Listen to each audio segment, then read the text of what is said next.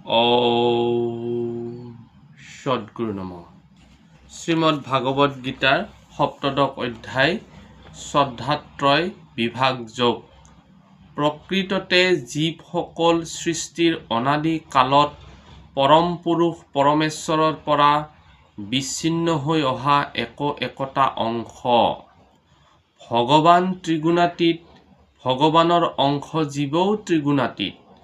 এই ত্ৰিগুণাতীত জীৱ দেহাবৃত্ত হোৱাৰ লগে লগে গুণাবৃত হৈ পৰে।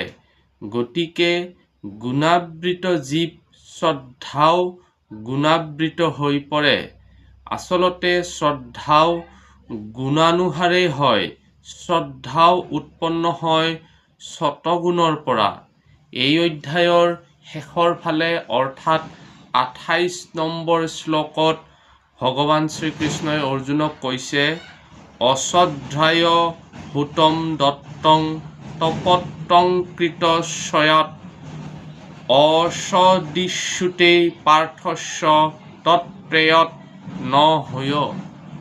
অৰ্থাৎ হে অৰ্জুন, শ্ৰদ্ধাহীনভাৱে কৰা যজ্ঞ, দান আৰু তপ তথা যিকোনো শুভ কৰ্ম, এই সকলোবিলাক অসৎ বুলি কোৱা হয়।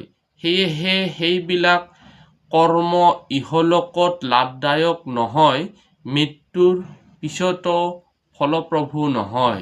সেয়েহে আমি শ্ৰদ্ধা সহকাৰে যিকোনো কৰ্ম কৰা উচিত।